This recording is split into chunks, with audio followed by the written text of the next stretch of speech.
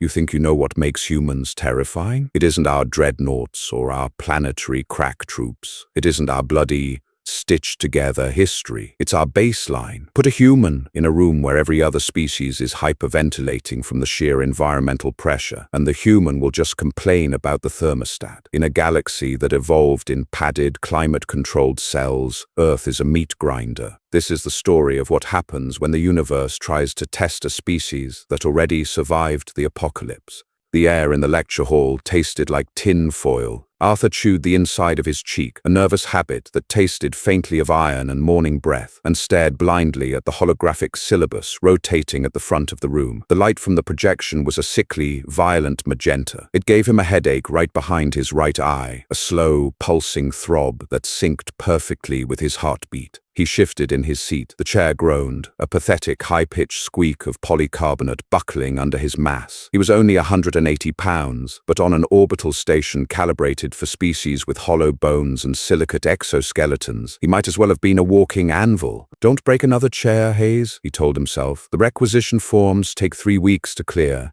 He hated the academy. He hated the sterility of it. The walls were smooth, seamless, a matte grey that offered nothing for the eye to catch. There was no dust, no loose threads, no smell of damp earth or exhaust fumes or rain, just the sharp, stinging scent of ionized air and ozone. It felt like living inside a freshly opened box of electronics. To Arthur's left sat a creature he called Gary. Gary's actual name was a series of sub-vocal clicks and a smell roughly equivalent to burnt cinnamon, but Arthur's translation implant had just given up on the first day and assigned the closest phonetic equivalent to the creature's primary communication node. Gary looked like a cross between a praying mantis and a blown glass vase. He was currently taking notes by extruding a thin layer of bioluminescent resin onto a glass pad. Arthur looked at his own desk. He had a standardized stylus. It was designed for 3-fingered appendages with a grip strength of a newborn kitten. He had already snapped 2 of them this semester just by holding them too tightly when his mind wandered. "Today," the professor droned. The professor's translated name was Smith. It was a joke from the translation matrix, surely. Smith was a gelatinous, ambulatory column of water suspended in a semi-permeable membrane, currently wearing a tweed jacket. The jacket was purely an affectation, likely adopted to make the mammalian exchange students feel more at home. It just made Smith look like a puddle dressed for a liberal arts symposium. "Today we approach the culmination of your theoretical survival modules," Smith said. The translator in Arthur's ear delivered the voice with a crisp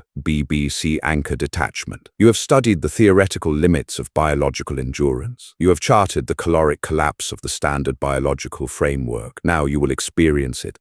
A murmur rippled through the terraced seating. It sounded like dry leaves rustling. Beside him, Gary's mandibles clicked nervously. Arthur blinked, trying to force moisture into his dry eyes. The station's atmospheric scrubbers pulled all the humidity out of the air. His skin felt tight, his knuckles chalky and cracked. He desperately wanted a glass of water, or better yet, a black coffee. Real coffee, not the synthesized soybean water the cafeteria passed off as a stimulant. "The final stratagem," Smith continued, the puddle body undulating slightly within the tweed jacket. "A simulated descent into a Class 9 Deathworld environment. The simulation will interface directly with your central nervous systems. You will feel the temperature drops. You will feel the hunger. Your physiological panic responses will be fully engaged. For some of you, this will be the most traumatic psychological event of your academic careers." Arthur stifled a yawn. The back of his neck itched. The synthetic uniform, a silver, form-fitting tunic that made him look like a low-budget sci-fi extra, chafed horribly against the hair on his skin. "The objective is simple," Smith said, projecting a new hologram. It showed a jagged, dark landscape. "Survive for 3 orbital cycles. That is roughly 72 standard hours. You must navigate from the drop zone to the extraction point, while maintaining core thermal stability and evading apex predators. Failure to maintain your psychological anchor will result in automatic termination of the program and a failing grade." Gary leaned over. "I have updated my will," the mantis whispered, his translator rendering the terror into a flat, monotone whisper. "My clutch mates will inherit my resin reserves. I do not think my exoskeleton will withstand the pressure changes. Arthur looked at the hologram. It was a forest, dark, looming trees, a heavy grey sky, and white particulate matter falling from the clouds. "Gary," Arthur said, keeping his voice low, "is that snow?" "Solidified dihydrogen monoxide," Gary corrected, his mandibles trembling. "A thermal sap. It leaches the kinetic energy from your very cells. My species hibernates if the temperature drops below 20 degrees. This environment is -5. Arthur stared. -5 Celsius. That was 23 degrees Fahrenheit. He thought about the winters back in Michigan. He thought about scraping ice off the windshield of a 2012 Honda Civic at 4 in the morning with a broken plastic scraper, feeling the wind bite through his denim jacket while his boots soaked through with grey slush. "Right," Arthur muttered, rubbing his eyes. "Terrifying." The simulation chamber smelled like dentist's gloves, rubber and fear. The class filed in slowly. There were 30 students, representing a dozen different evolutionary paths. Avian species with hollow bones huddled together, their feathers puffed out in preemptive defense against the cold. The reptilian students looked sluggish already, their cold-blooded metabolisms rejecting the mere concept of the test. Arthur took his place at station number 14. It was a reclining chair, padded with a soft, yielding gel that contoured perfectly to his spine. It felt entirely wrong. He was used to mattresses that fought back. "Attach the neural conduits," Smith instructed from the central monitoring dais. "Do not force the connection. If you feel a sharp, stinging sensation, your pain receptors are already misaligned. Notify a medical attendant immediately." Arthur picked up the halo-like device. It was sleek, white, and completely unintuitive. He pressed it over his ears, settling the metallic nodes against his temples. It felt cold against his skin. There was a faint hum, and then a strange metallic taste flooded the back of his throat. It tasted exactly like licking a 9-volt battery. He swallowed hard, ignoring it.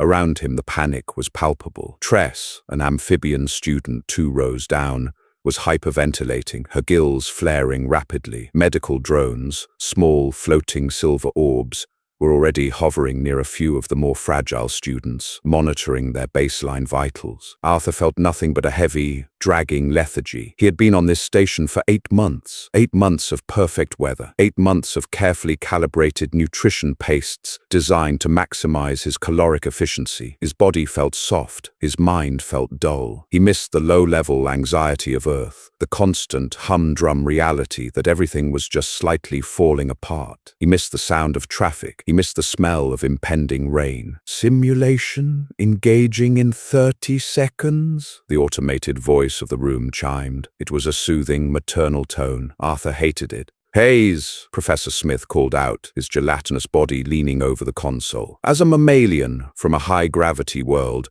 your thermal threshold is naturally higher. However, do not underestimate the psychological toll of isolation and sensory deprivation in a hostile biome. The simulation will push your mental fortitude to its breaking point." "Got it, Professor," Arthur said, not really listening. He adjusted the halo, trying to find a spot that didn't pinch the cartilage of his ear. 15 seconds? Arthur closed his eyes. He focused on his breathing. He could hear his own pulse. Thump, thump, thump. Slow, heavy, a biological engine idling in a garage, waiting for the clutch to engage. 10 seconds. He thought about the laundry he needed to fold back in his dorm. He wondered if the cafeteria was serving the red paste or the green paste for dinner. The red one tasted vaguely like paprika if you lied to yourself. 5, 4, 3, 2.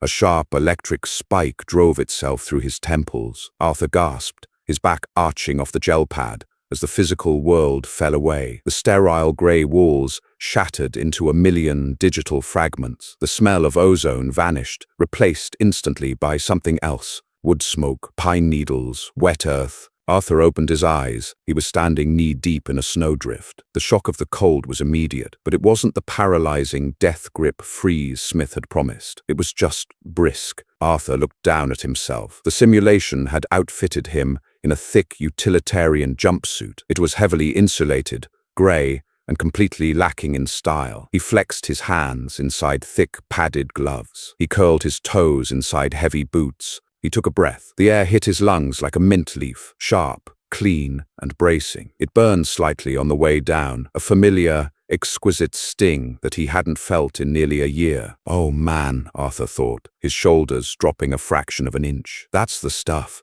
He looked around. The forest was dense, composed of massive, towering conifers with needles the color of dried blood. The snow was falling in thick, heavy flakes, dusting his shoulders in seconds. The sky was an unbroken canopy of slate gray. It was bleak. It was unforgiving. To a species that evolved on a sun-baked rock or a tropical ocean world, this was the antechamber to hell. To Arthur, it looked like a Tuesday in January. A digital chime echoed in his ear. A small, translucent map appeared in his peripheral vision, along with a set of glowing red numbers. Distance to extraction, 42 kilometers. Time remaining, 71 hours, 59 minutes. Core temp, 98.6 degrees Fahrenheit. Arthur ran a gloved hand over his face. He felt the scratch of a simulated 5 o'clock shadow. The detail was incredible. Whoever coded this death trap had really done their homework on human biology. He looked at the snow, then at the map. 42 kilometers. That was about 26 miles, over 3 days. "Are you kidding me?" Arthur muttered, his breath plumed in the freezing air, a cloud of white vapor. "That's barely a hike." He started walking. The snow crunched under his boots. It was a satisfying sound. Chuff, chuff, chuff. The resistance of the deep powder worked his thighs immediately. For the first time in months, he felt the heavy, dense muscle of his legs actually engaging, fighting against friction and gravity. It felt glorious. He hadn't gone 200 yards when the screaming started. It wasn't physical screaming. It was an alert through the neural link. In the upper left corner of his vision, a roster of names began to flash red. Tress, system shock, extracted. Bixby, thermal collapse, extracted. Gary, psychological paralysis, extracted. They were dropping like flies. Within 10 minutes, 12 of the 30 students had been pulled from the simulation. Their nervous systems had simply red-lined the moment they felt the cold, sending their bodies into immediate, life-preserving comas back in the physical classroom. Arthur frowned, pushing a low-hanging branch out of his way. It snapped back, dusting him with powder. "Soft," he grunted. He kept his pace steady. He didn't run. Running made you sweat. Sweat froze. He knew the rules of the cold. His grandfather had dragged him on enough miserable hunting trips in the Upper Peninsula to drill that into his skull. You walk, you breathe, you keep the engine warm, but not boiling. By hour 3, the light began to fail. The grey sky turned to a bruised purple, then to a suffocating black. The temperature dropped. The HUD in his eye ticked down to -15 Celsius. The wind picked up, howling through the blood-red pines like a wounded animal. It bit at the exposed skin on his face. Arthur pulled up the collar of his jumpsuit, burying his chin in the synthetic wool. He was cold. Yes, his nose was running and his toes were starting to feel like little blocks of wood, but it was a manageable misery. It was a tactile, physical problem that made sense, unlike the abstract, bureaucratic boredom of the academy. Then he heard the crack of a branch. Arthur stopped. The silence of the snowy woods rushed back in, heavy and oppressive. He held his breath. To his right, in the dense brush, 2 eyes reflected the pale moonlight. They were a sickly yellow, spaced far apart. A low, guttural growl vibrated in his chest. The simulation's apex predator. According to Professor Smith's lectures, the correct response to an apex predator in a survival scenario was evasion. Find shelter. Use the environment to mask your thermal signature. Wait for it to pass. Arthur looked at the eyes. The creature stepped out of the brush. It looked like a wolf, but scaled up by 20%, with thick matted fur and jaws that seemed disproportionately large for its skull. It dug its claws into the snow, lowering its head. The HUD flashed a warning. Heart rate spike detected, cortisol levels rising. Damn right they are, Arthur thought. But it wasn't fear. It was adrenaline. It was the ancient, dormant primate brain waking up from an 8-month nap, cracking its knuckles and realizing it was finally off the leash. The wolf thing lunged. Arthur didn't run. He didn't hide. He stepped off his back foot, using his heavy, dense mass to pivot, and swung his arm. He didn't have a weapon, so he did the only thing that made sense. He grabbed a dead, frozen branch the size of a baseball bat off a nearby tree, snapping it with a sharp crack that echoed like a gunshot. The wolf stopped, confused by the sudden aggression. Predators in this simulation were programmed to chase fleeing prey. They were not programmed to deal with a prey item that suddenly armed itself and stood its ground. Arthur slammed the heavy branch against the trunk of a pine tree. Whack! Hey! Arthur roared, his voice tearing out of his throat, raw and loud. Get out of here! Go! He took a step toward the beast. Whack! He hit the tree again. The wolf flattened its ears. It let out a confused whine, taking a step backward. The mathematical algorithms governing its AI were struggling. Prey does not attack. Prey does not make loud noises and move forward. Arthur picked up a handful of snow, packed it tight with his heavy gloves, and hurled the ice ball straight at the creature's face. It missed by an inch, exploding against a tree trunk. "Scram!" Arthur yelled. The wolf turned and bolted into the darkness, its tail tucked firmly between its legs. Arthur stood there in the dark, his chest heaving, the cold air burning beautifully in his lungs. He looked at the heavy branch in his hand. He looked at the dark, frozen woods. A slow, genuine smile spread across his face, cracking his dry lips. He dropped the stick and checked his HUD.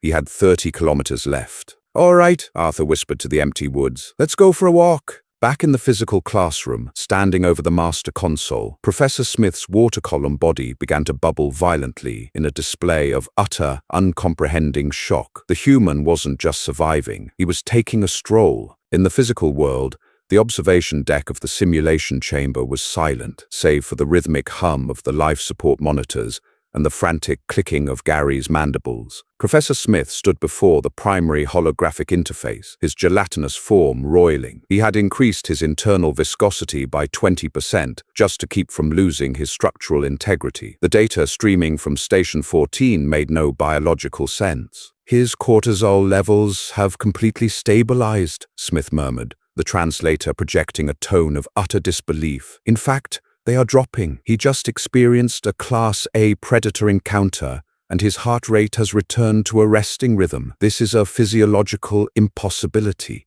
"Is his neural link severed?" asked a reptilian student named Val, wrapping a heated thermal blanket tighter around his scaly shoulders. "Did the simulation crash?" "The link is at 99% efficiency," Smith replied, tapping a semi-permeable appendage against the console. "He is fully immersed. He feels the cold. He feels the fatigue. But his psychological anchor, it isn't degrading, it's calcifying." Inside the simulation, Arthur Hayes was currently proving Smith wrong. His psychological anchor was absolutely degrading, just not in a way the alien matrix could comprehend. He wasn't succumbing to existential dread or primal terror. He was just getting incredibly, intensely annoyed. Arthur wiped his nose with the back of a thick, padded glove. The canvas material was rough, and the friction left his skin raw. His breath plumed continuously in the dark air. It had been 6 hours. His legs felt like lead pipes filled with wet sand. "Stupid, heavy boots," Arthur muttered, kicking a snowdrift. The snow gave way, dumping a pound of freezing powder down the cuff of his left leg. He cursed, a sharp, bitter string of English expletives that the monitoring system politely translated as aggressive vocalization, distress. He needed to stop. The human body was an engine, but engines needed fuel, and they needed to cool down without freezing over. The sweat on his lower back, generated by the sheer effort of dragging his mass through knee-deep snow, was starting to turn clammy. If he stopped moving for too long, that sweat would freeze. Hypothermia didn't always come roaring in with a blizzard. Sometimes it just snuck in through a damp undershirt. Arthur scanned the dark tree line. He wasn't looking for a cave. Caves were where things with teeth lived. He was looking for a windfall, a tree that had partially uprooted, leaving a hollow beneath its massive root system. He found one 20 minutes later. A massive, blood-red pine had tipped at a 45-degree angle, dragging up a huge shelf of frozen earth and roots. Beneath it was a shallow depression, relatively free of snow. Arthur dropped to his knees. The joints popped, a loud, hollow sound in the quiet woods. He groaned, rubbing his lower lumbar spine. He was 32 years old, which, in the grand scheme of his species, meant he was right in the middle of his physical prime. But to Arthur, it just meant he had a bad knee from playing high school football and a persistent ache in his lower back from carrying a heavy backpack across campus. He didn't build a beautiful, structurally sound survival shelter. He didn't have the energy, and he frankly didn't care enough. He dragged several large broken branches over the opening of the root cave, forming a sloppy, slanted roof to block the wind. He kicked up loose snow against the branches, using the powder as insulation. Then he crawled inside. It was cramped. It smelled like damp soil, decaying wood, and his own stale sweat. It was entirely pitch black. He curled into a tight fetal position, pulling his knees to his chest to conserve core heat. He tucked his gloved hands under his armpits. His stomach let out a long, pathetic gurgle. He hadn't eaten since the cafeteria paced 12 hours ago. The hunger was a dull, hollow ache right beneath his ribs. He closed his eyes. He didn't think about his impending doom. He thought about a diner in downtown Chicago. He thought about sitting in a vinyl booth that smelled like bleach and old frying oil, watching the rain streak the window pane. He remembered the heavy ceramic mug, chipped at the rim, filled with bitter, scalding black coffee. He remembered the grease pooling on a plate of hash browns. He missed his ex-wife briefly, not the arguments, not the shouting over unpaid utility bills in their cramped apartment. He missed the way she used to press her freezing cold feet against his calves under the blanket. He used to hate it. Now, the memory of another human being's touch, even a freezing one, felt like a luxury. God, I'm pathetic, Arthur thought, a wry smile twitching in the dark. He lay there, shivering violently. It wasn't a panic response. It was involuntary muscle contraction, his body vibrating to generate heat. To the aliens monitoring him, it looked like the onset of a seizure. To Arthur, it was just the miserable tax of sleeping rough. He didn't sleep. You don't sleep in -10 degrees. You just close your eyes and wait for the sun, drifting in and out of a cold, numb haze. Day 2 broke with a pale, sickly light that offered no warmth. Arthur crawled out of his hole. He was stiff. Every muscle in his back screamed in protest as he forced himself upright. His neck felt like it was locked in a vice. He spat onto the snow. It froze into a solid bead of ice almost instantly. He checked his HUD distance to extraction, 31 kilometers. Time remaining, 58 hours, 12 minutes, 0 seconds. Core temp, 97.1 degrees Fahrenheit. "Still kicking?" he rasped. His throat was painfully dry. He grabbed a handful of clean snow and shoved it into his mouth. It was a rookie mistake. Eating snow lowered your core temperature, but the dehydration was giving him a headache that throbbed right behind his eyes. The snow melted on his tongue, sharp and metallic. As Arthur began to trudge forward, the simulation noticed an anomaly. At the central terminal, Professor Smith watched the algorithmic dials spin frantically. The survival matrix was designed to test biological limits, escalating pressure until the subject yielded. But the human wasn't yielding. He was merely enduring. The AI, possessing no concept of stubborn spite, interpreted this as a failure of its environmental parameters. "The simulation is overriding the baseline," Smith noted, his gelatinous body shivering slightly, as if in sympathy. "It is dropping the ambient temperature by another 10 degrees and increasing wind velocity. It is initiating a localized weather anomaly." Val leaned closer to the glass. "It's trying to kill him." "It is trying to find his breaking point," Smith corrected. "But the algorithm does not understand. Mammalian endurance is not a static wall. It is a flexed muscle. The harder it pushes, the harder he pushes back," Val whispered, his slit pupils dilating. In the woods, the wind shifted. It wasn't a gradual change. A wall of white fury slammed into Arthur, knocking him sideways. He stumbled, catching himself on the rough bark of a pine tree. The snow wasn't falling anymore. It was flying horizontally. It felt like someone throwing handfuls of sand directly into his face. The temperature plummeted. The cold stopped being an annoyance and became a physical entity, a heavy, crushing weight pressing against his chest. "Fucking typical," Arthur yelled into the wind, though he couldn't even hear his own voice over the roar of the blizzard. He leaned forward, dropping his chin to his chest, and pushed. For 4 hours he fought the storm. He didn't look up. He watched his boots, left, right, plowing through the rising drifts. A blister had formed on his right heel. He could feel it, a hot, agonizing point of friction rubbing against the stiff leather of the boot with every single step. It burst around hour 3. The warm trickle of fluid against his sock quickly turned cold, then freezing. He limped, favoring his left leg. He was burning calories at an astronomical rate. His vision began to narrow, the edges going fuzzy and gray. The human engine was finally running out of gas. Then the trees broke. Arthur stopped, chest heaving, his breath freezing onto his eyelashes and gluing them together. He blinked hard, clearing the ice. Before him was a river. It was roughly 50 yards across. The water was dark, sluggish, and mostly frozen over, but not entirely. Deep, black veins of running water cut through the thick white ice. It looked like shattered glass laid over a pool of motor oil. The HUD pointed straight across. The extraction point was on the other side. Arthur stared at it. "No," he croaked. "No, no, no. That's a death trap." The wind howled behind him, shoving him toward the bank. He looked up and down the river. There was no bridge. There was no narrow point. He either crossed or he walked 50 extra miles along the bank, which meant he would time out and fail. Failing meant going back to the academy. It meant taking this class again. It meant sitting in another polycarbonate chair that squeaked. "I am not taking this class again," Arthur muttered. He stepped onto the ice. It held. He slid his left foot forward, keeping his weight distributed. He didn't lift his boots. He shuffled.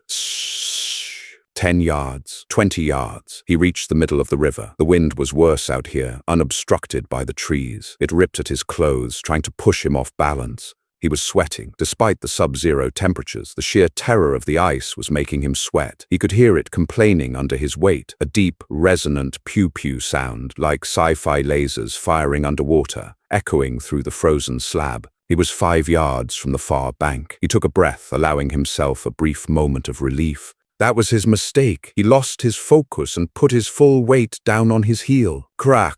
It wasn't a slow break. It was instantaneous. The ice beneath his right leg shattered like a dropped dinner plate. Arthur fell. His right leg plunged into the black water up to his mid-thigh. The shock was absolute. It felt like his leg had been shoved into a vat of boiling oil. The cold was so intense, it bypassed his temperature receptors entirely and registered purely as blinding, white-hot agony. Arthur didn't scream. His lungs seized completely. His hands slammed down onto the solid ice around the hole, his heavy gloves slipping on the wet surface. The current beneath the ice grabbed his boot, yanking him downward. Panic. Real, chemical, monkey brain panic. The civilized human vanished. He was an animal caught in a trap. He kicked wildly with his trapped leg, ignoring the pain. He dug his fingernails through the thick gloves into the ice. He screamed, a guttural, terrifying noise that tore his throat. With a massive heave of his upper body, he dragged himself out of the hole. He rolled across the jagged ice, away from the water,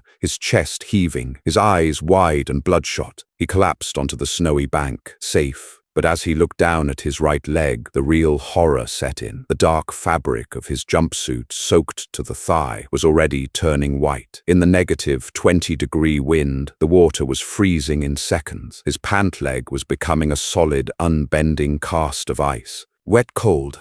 The one rule his grandfather had drilled into him. If you get wet in the cold, you have minutes before you lose the limb. You have an hour before you lose your life. In the classroom, the alarm klaxons blared. Red lights bathed the terraced seating in a violent glare. "His core temperature is plummeting," an automated voice announced over the speakers. Smith's tendrils flew across the console. "Terminate the simulation. Medical intervention required. He has suffered a catastrophic thermal breach." "Wait!" Val hissed, pointing a scaled finger at the main monitor. "Look at him. He is refusing the extraction prompt." On Arthur's HUD, a large, flashing yellow icon hovered in his vision. "Critical failure imminent. Abort simulation Y/N." Arthur lay on the snowbank, his teeth chattering so violently he thought they might shatter in his gums. He looked at the prompt. He looked at the frozen woods around him. His right leg felt like a log of dead wood. He couldn't move his toes. If he pressed Y, he woke up warm. He woke up safe. He raised his hand. His fingers hovered over the digital Y. Then he thought about Smith's smug, BBC-accented voice telling him the simulation would break his mental fortitude. He thought about Gary assuming he would die. He thought about a universe full of soft, fragile beings who looked at humanity like a freak of nature. Arthur's hand moved an inch to the right. He slammed his fist into the N. Prompt rejected. Survival matrix continues. "He is insane," Smith bubbled, physically shrinking from the monitor. "He is deliberately choosing necrosis." Arthur sat up. He grabbed his frozen right leg with both hands and manually dragged it underneath himself. He couldn't bend the knee. The fabric was stiff as a board. "Need a fire," he mumbled, his jaw locked, forcing the words through tight lips. "Need heat."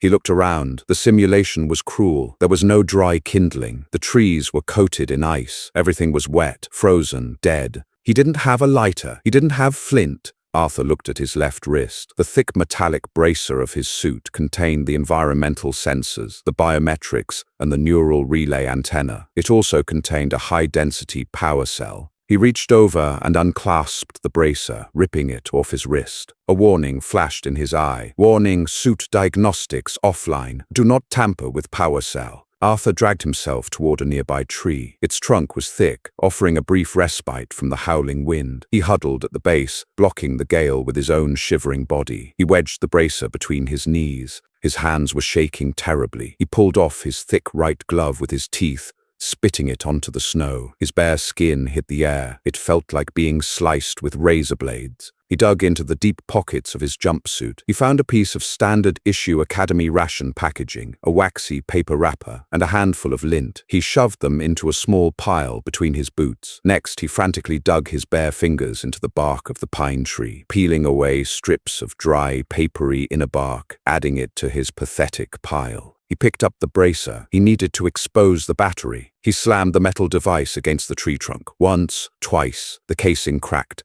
In the classroom, the telemetry monitors went blank. "He has destroyed his life support monitor," Smith yelled. "I can't see his vitals. What is he doing?" Val was standing now, his jaw slack. "He is cannibalizing the technology." Arthur dug his bare, freezing thumb into the crack in the bracer, ignoring the sharp edge of the metal as it sliced his skin. A drop of bright red blood welled up, immediately freezing into a dark scab. He grabbed the exposed power cell, a small, glowing blue cylinder, and yanked it out. He looked closely at the cell housing, 2 tiny prongs, positive, negative.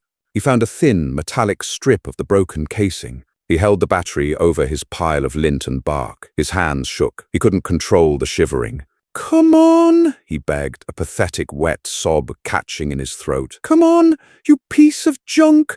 He laid the metal strip across the 2 prongs. A bright, vicious blue spark snapped in the dim light. It missed the pile. Arthur adjusted his angle, forcing his wrists against his knees to stabilize his hands. He tapped the prongs again. Snap! The spark hit the lint. A tiny, fragile tendril of grey smoke curled upward. Arthur dropped the battery and leaned in. He cupped his hands around the smoke, shielding it from the wind with his own face. He blew, not a hard, desperate breath, but a slow, steady stream of air. The smoke thickened. The lint glowed orange. The wax paper caught. A small yellow flame licked the air. Arthur frantically fed it the pine bark, then broke off small dead twigs from the lower trunk of the tree, feeding them in. The fire grew. It snapped and hissed, eating the wood, fighting back the dark. He slumped back against the tree, his chest heaving. The fire was no bigger than a dinner plate, but it cast a beautiful, warm, orange glow against his pale, exhausted face. The smell of burning pine pitch filled the air. To Arthur, it was the best thing he had ever smelled. He grabbed his frozen right leg and awkwardly dragged it toward the flames. He hovered his boots over the fire. Then came the screaming barfies. As the heat penetrated the frozen boot, the blood vessels in his toes, which had constricted to pinpricks to save his core, suddenly dilated. Blood rushed back into the freezing tissue. The pain was unimaginable. It was far, far worse than the cold. It felt like someone was hammering glowing hot nails directly into his nerve endings. Arthur threw his head back against the tree trunk and roared. He bit down on his own lip so hard he tasted copper. He groaned, twisting his hands into his own hair, rocking back and forth as the agonizing thaw ripped through his leg. In the classroom, watching the visual feed, the aliens recoiled. "He is in agony," Val whispered, horrified. "He is torturing himself." "No," Smith said slowly, his voice dropping. The water inside him was perfectly still. "He is not dying. He is reviving. The pain is proof that the tissue is surviving." Arthur sat by his tiny fire, the blizzard raging just inches away, groaning through clenched teeth, tears of sheer pain freezing on his cheeks. He looked miserable, he looked broken, but he wasn't dead, and he wasn't going back to the academy. The fire died at 0400 hours. Arthur woke to the smell of charred synthetic fabric and his own stale breath. The embers were dull, dead things, grey and useless. The wind had died down, leaving a heavy, suffocating silence in the frozen woods. He didn't want to move. He lay there against the rough bark of the pine tree, his eyes open, staring at the dark canopy above. His right leg throbbed. It was a deep, rhythmic ache, synced perfectly to his heartbeat. The extreme thaw had saved the tissue, but the cost was a phantom, burning sensation that made his skin feel like it was wrapped in fiberglass insulation. He looked at his boot. The toe was scorched black where he had rested it too close to the flames. The rubber sole was warped. "Stupid," he whispered. His voice was entirely gone, reduced to a dry, raspy wheeze. His throat felt like he had swallowed a handful of crushed glass. Dehydration. He checked the HUD distance to extraction, 19 kilometers. Time remaining, 28 hours, 45 minutes. 19 kilometers, roughly 12 miles. On a paved road, in running shoes after a good breakfast, he could jog that in under 2 hours. Here, in the knee-deep snow, with a warped boot and 0 calories in his system, it might as well have been the distance to the moon. He rolled onto his stomach. The snow pressed against his face, a shocking, icy slap that forced his brain to reboot. He planted his hands and pushed himself up. His arms trembled violently. His triceps felt like overstretched rubber bands, ready to snap. He got to his knees. Then, planting his left foot, he forced himself to stand. His right leg took the weight, and his knee immediately buckled. Arthur pitched forward, catching himself on the tree trunk. He gasped, his breath hitching. The joint was stiff, the muscles surrounding it locked in a defensive cramp. "Okay," Arthur grunted, his forehead resting against the rough bark. "Okay, walk it off.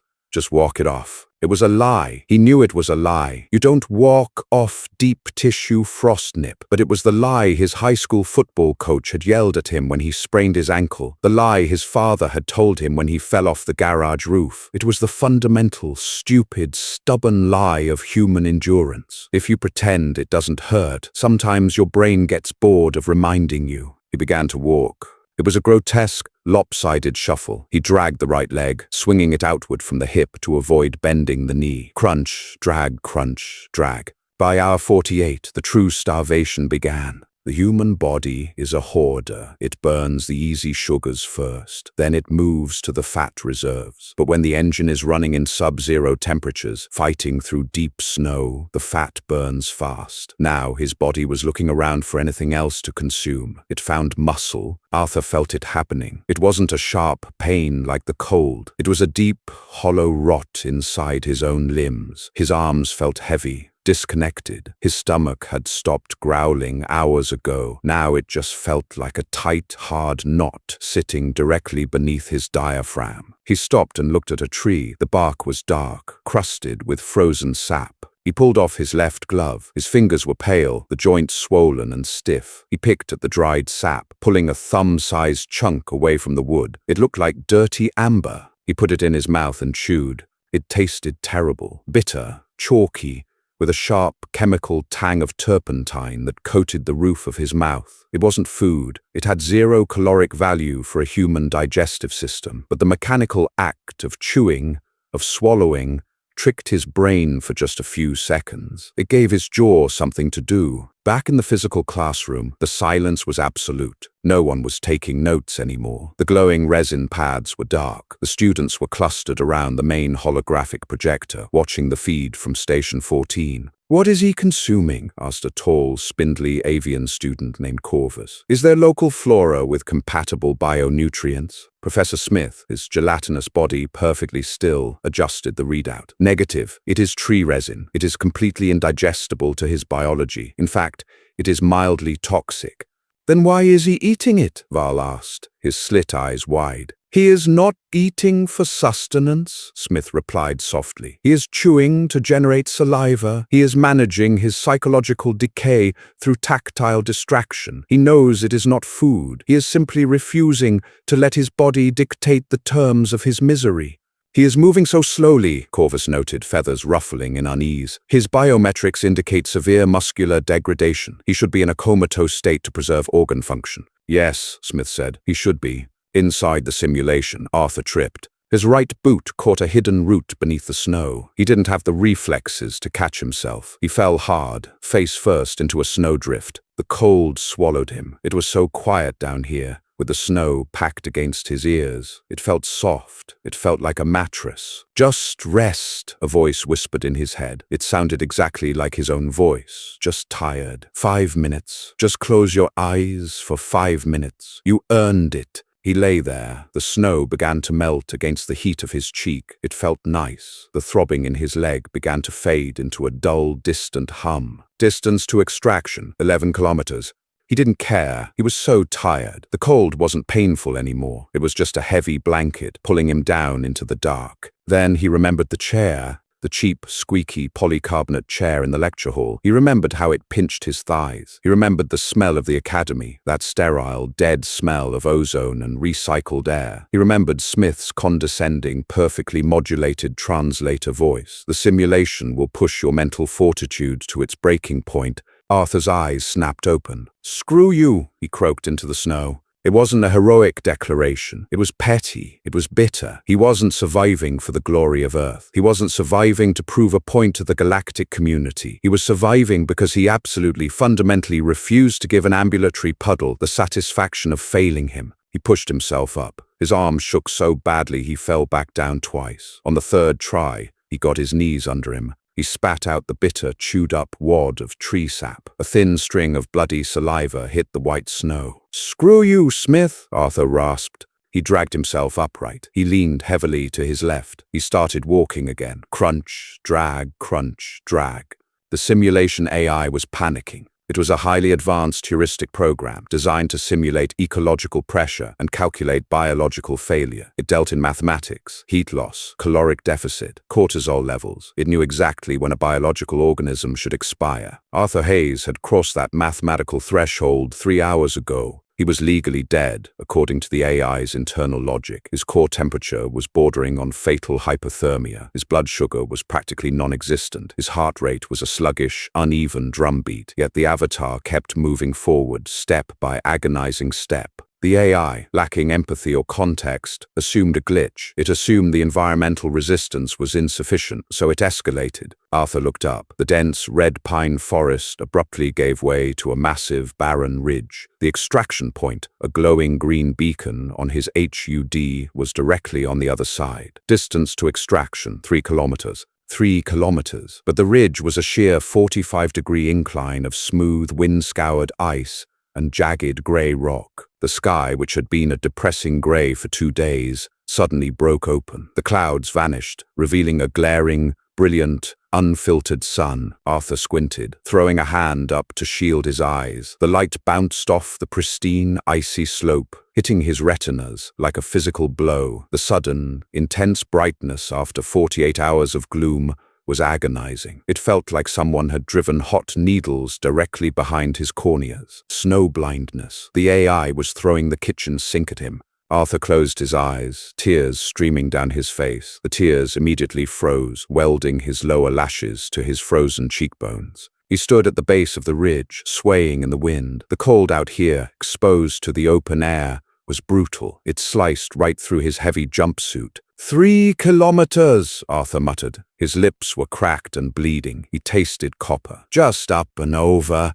He took a step onto the incline. His boots had no traction. The warped rubber of his right boot slipped immediately on the smooth ice. He fell hard onto his knees, slamming his shins against the solid rock beneath the ice layer. He didn't try to stand back up. He couldn't. His balance was completely gone, his inner ear compromised by exhaustion and dehydration. So he crawled. He reached out with his heavy, frozen gloves, finding a jagged edge of exposed rock. He locked his fingers around it and pulled. His upper body screamed in protest. He dragged his knees upward. Scrape, pull, scrape, pull.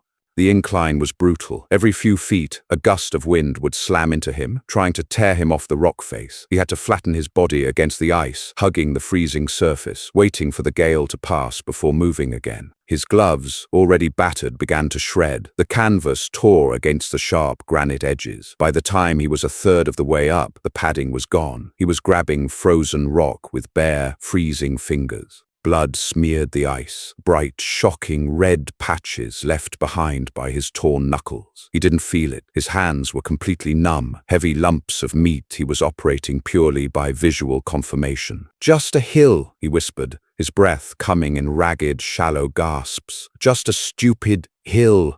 He was hallucinating now, not grand, terrifying visions, just mundane, weird things. He thought he heard his ex-wife calling from the kitchen, asking if he wanted eggs. He thought he smelled the distinct chemical scent of a freshly printed textbook. He kept seeing a bright yellow Honda Civic parked just at the edge of his peripheral vision. But when he turned his head, it was just another gray boulder. Distance to extraction, 1.5 kilometers. Halfway up, in the observation deck, the atmosphere was suffocating. Several alien students had actually left the room, unable to watch the feed. It felt wrong. It felt voyeuristic. They were watching a sentient creature meticulously destroy its own physical vessel through sheer willpower. "Professor," Val said, his voice trembling, "please, pull him out. He has proven his point. The simulation has nothing left to teach him." Smith's gelatinous body was rigid. "I cannot. You have the override." "I cannot, because he is not failing," Smith said, his translator projecting a tone of profound, terrified awe. "The parameters of the test require the student to maintain their psychological anchor. He has maintained it. If I pull him out now, I invalidate his suffering. I fail him. He will suffer permanent neural damage," Val argued. "Look at his heart rate, Varl," Smith commanded. Val looked at the holographic readout. It was incredibly slow, but it was perfectly rhythmic. There were no spikes of panic. There were no erratic flutters of a dying animal. It was the slow, steady, mechanical throb of an engine running purely on fumes, governed by an iron will. On the ridge, Arthur's left hand slipped. He lost his grip on a rock. Gravity took over. He slid backward, his stomach scraping against the ice. He scrambled frantically, his torn fingers leaving bloody streaks on the white slope. He slid 10 feet, 20 feet. He slammed his right boot down, jamming the warped toe into a narrow fissure in the rock. The sudden stop sent a shockwave of agony straight up his ruined leg,